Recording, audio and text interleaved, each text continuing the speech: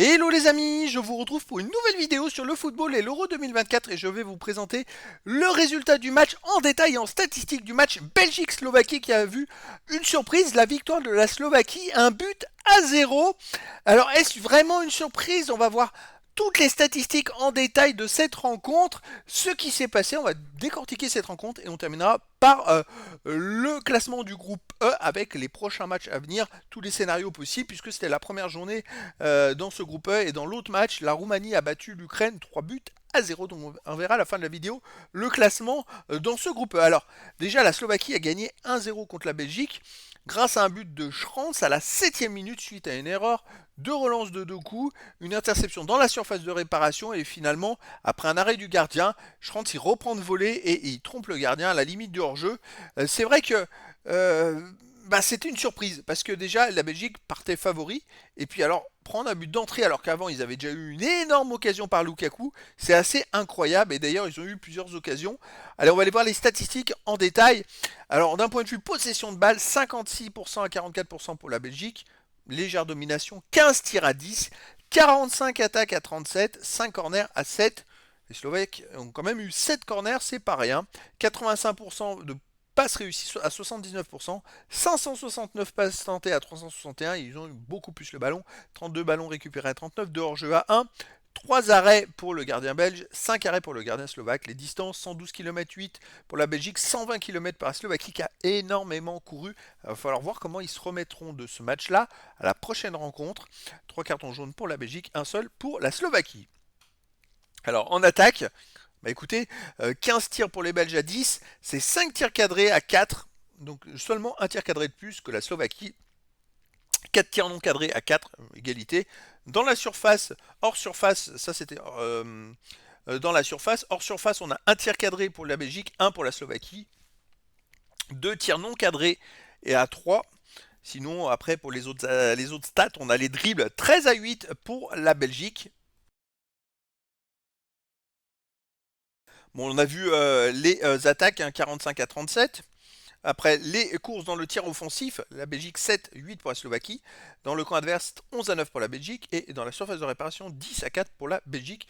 Donc il n'y a pas une trop grosse domination de la Belgique finalement dans les stats décisives.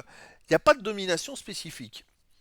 Alors les stats de distribution, comme on a vu, il y a une possession supérieure pour la Belgique, mais qui en plus de possession légèrement supérieure, d'un point de vue passe, c'est ultra supérieur, c'est-à-dire que le pourcentage de possession 56% ne reflète pas l'écart de pourcentage de passes tentées qui est quasiment de 1,5 de plus que la Slovaquie. C'est vrai que j'aurais pensé moi qu'avec une tant de passes tentées, eh ben, ils auraient eu 70% de possession de balles. Les passes courtes réussies, c'est 83 à 55. Les passes moyennes, 372 à 195, le double hein, quasiment. 34 passes longues pour la Belgique, 36 pour la Slovaquie.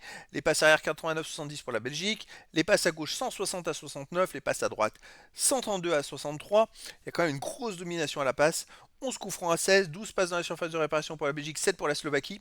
Les centres tentés, 5 sur 13 pour la Belgique et 4 sur 16 pour la Slovaquie. Donc une légère quand même domination dans le jeu de distribution pour la Belgique. Une légère même grosse domination. Un point de vue défense, alors la Slovaquie a récupéré plus de ballons, en même temps ils en ont touché moins, donc c'est logique. 2 contre à 0 à 6 pardon.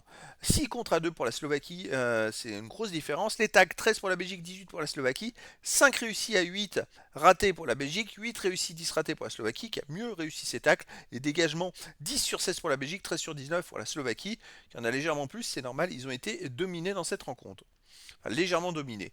Alors les stats de gardien, bon on a 3 arrêts pour le gardien belge et 5 arrêts pour le gardien slovaque, mais surtout 5 arrêts, il y a au moins 2 arrêts où il aurait dû avoir but pour la Belgique, mais il sort vraiment des grosses parades, c'est pas des petits arrêts, c'est des arrêts vraiment francs, donc le match a basculé un peu là-dessus également. En discipline, bon les fautes, 14 pour la Belgique, 10 pour la Slovaquie, 3 cartons jaunes pour la Belgique, un seul pour la Slovaquie. C'est vrai que moi j'ai vu un peu le match, et il y a eu plusieurs fois où les Slovaques ont un peu ralenti le jeu volontairement.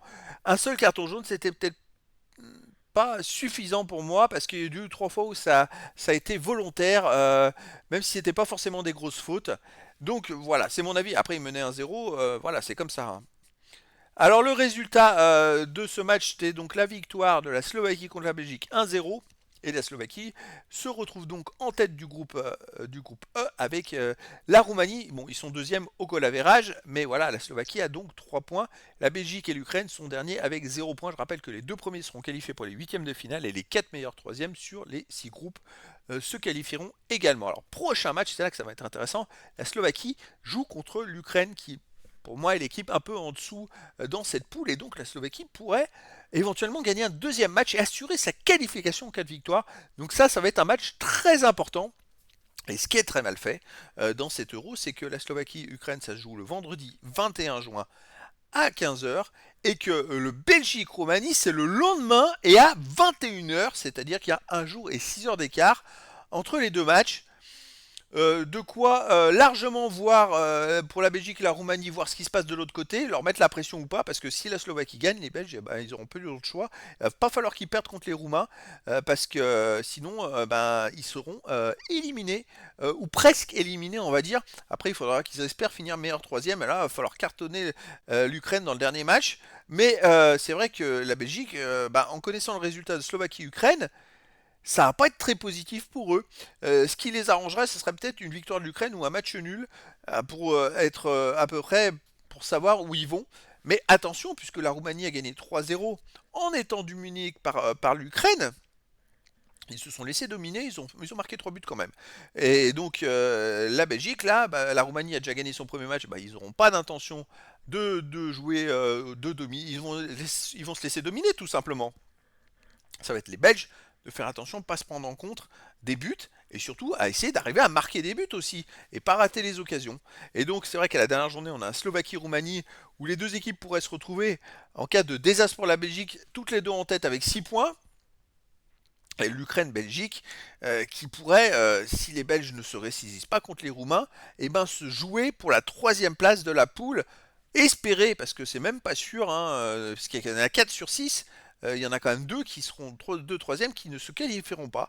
Donc voilà les amis, je dirais que tout est possible encore dans ce groupe suite à cette surprise où la Slovaquie a battu la Belgique 1 but à 0. Voilà les amis, je vous dis à très bientôt pour une nouvelle vidéo.